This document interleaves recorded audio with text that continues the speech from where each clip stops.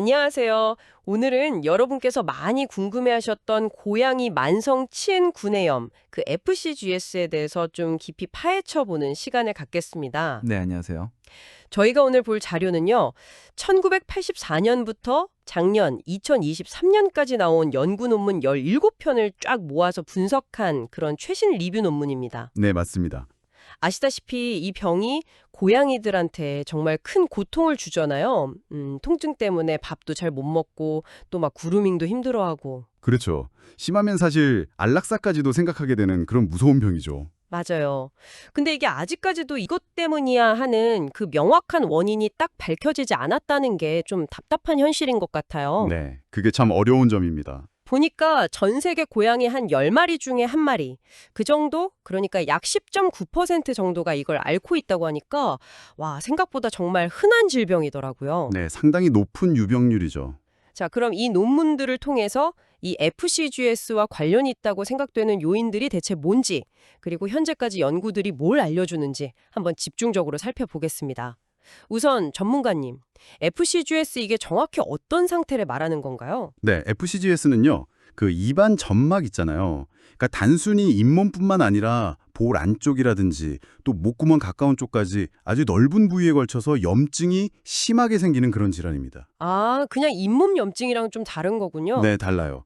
일반적인 뭐 치주염이나 이런 것보다 염증 정도가 훨씬 심하고 또 되게 오래가요. 만성적으로. 그래서 잇몸이 아주 새빨갛게 붓고 건드리기만 해도 피가 나고 그런 경우가 많습니다. 아, 듣기만 해도 진짜 힘들어 보이네요.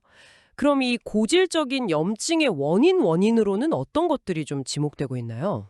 이 연구들을 종합해서 보면요.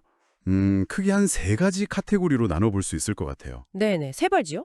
첫 번째는 이제 고양이 자체 요인인데요. 뭐 나이, 성별, 품종, 아니면 체중 같은 것들이죠. 근데 사실 이건 좀 애매한 부분이 있어요. 애매하다는 건 어떤? 그러니까 어떤 연구에서는 뭐 나이가 많거나 체중이 많이 나가는 게 좀 위험 요인이다 이렇게 나오기도 하는데 또 다른 연구를 보면 전혀 상관없다 이렇게 나오기도 하거든요. 아, 연구마다 결과가 좀 다르군요. 네, 그래서 아직은 뭐 이런 고양이가 특별히 더 잘 걸린다 이렇게 딱 잘라 말하기는 좀 어려운 상황입니다. 그렇군요.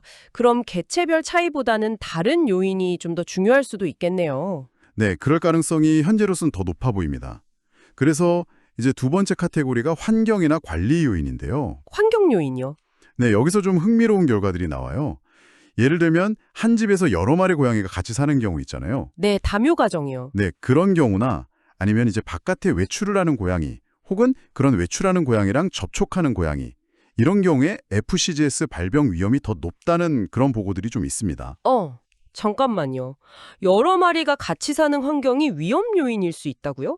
그거 좀 의외인데요? 요즘 실내에서 여러 마리 키우시는 분들 정말 많잖아요. 네, 그렇죠. 저도 그 부분이 좀 흥미로웠는데요. 이게 뭐 어느 정도나 위험도를 높이는 건가요? 혹시 그런 구체적인 데이터가 있나요?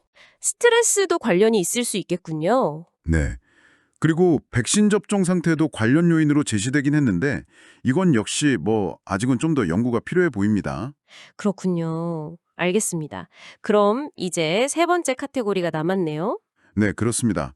이 세 번째가 사실상 가장 중요하게 다뤄지는 부분인데요. 바로 감염성 요인입니다. 감염이요? 아, 역시 바이러스나 뭐 그런 건가요? 맞습니다. 여기서 핵심적인 역할을 하는 걸로 아주 강력하게 의심되는 게 바로 고양이 칼리시 바이러스, FCV라고 부르는 바이러스예요. FCV요? 그거 고양이들 감기 바이러스 아닌가요? 되게 흔하다고 들었는데. 네, 맞아요. 아주 흔한 바이러스 중 하나죠. 그런데 정말 많은 연구에서 이 FCGS를 앓는 고양이들에게서 FCV가 아주 높은 비율로 검출된다는 결과가 반복적으로 나왔어요.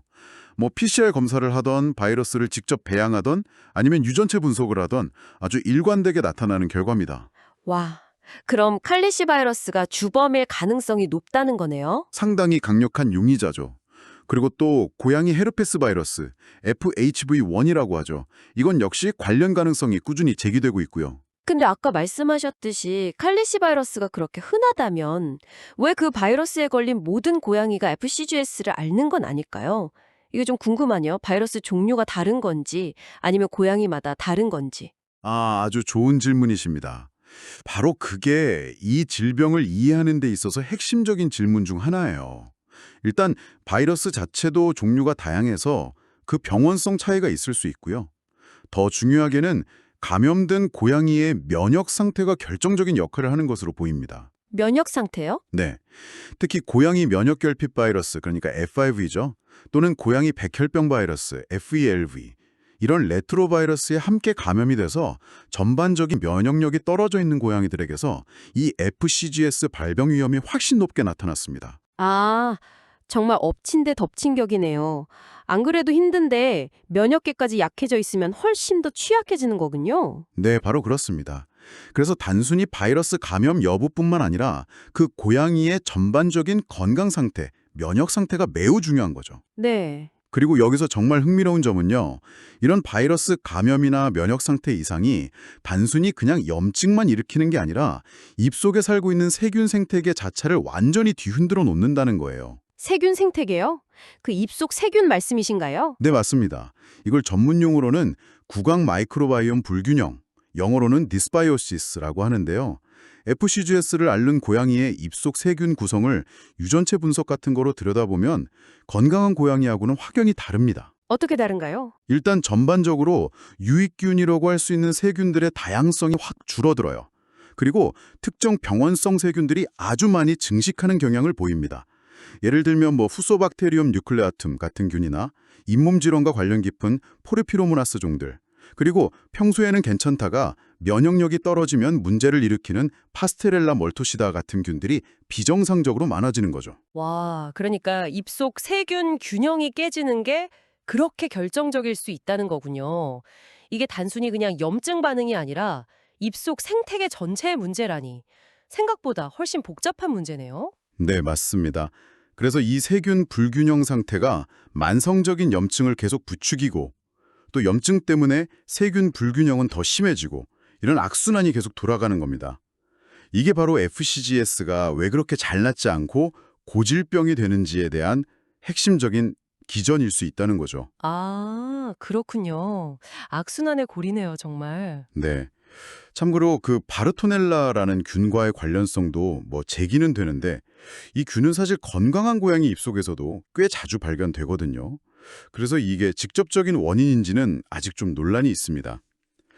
그리고 혀에 궤양 같은 병변이 동반되는 경우도 FCGS와 연관이 있는 걸로 나타났는데 이건 그만큼 염증이 전신적으로나 국소적으로 심하다는 신호로 볼 수 있겠죠.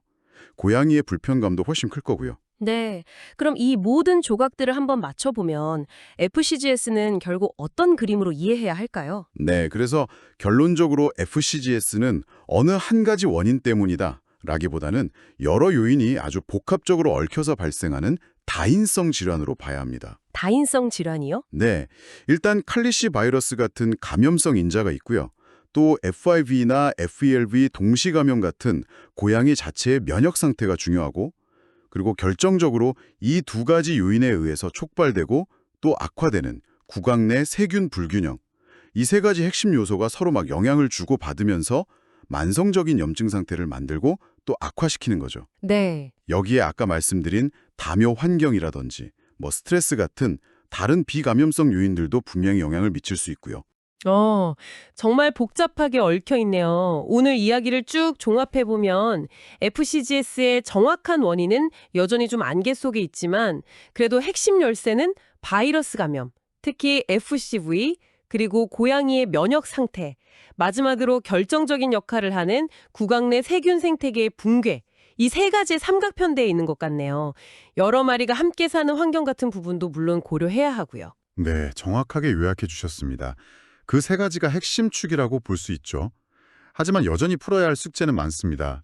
예를 들어서 고양이의 나이나 품종 같은 개체별 요인이 정확히 얼마나 어떻게 영향을 미치는지, 또 칼리시 바이러스 같은 것들이 구체적으로 어떤 과정을 통해서 이 복잡한 염증 연쇄 반응을 시작시키는지, 그리고 스트레스나 식단 같은 환경 요인이 면역 반응이나 구강 미생물에 정확히 어떤 영향을 주는지 등등 이런 부분들은 앞으로 더 깊이 있는 연구가 필요합니다. 그렇군요. 아직 갈 길이 머네요.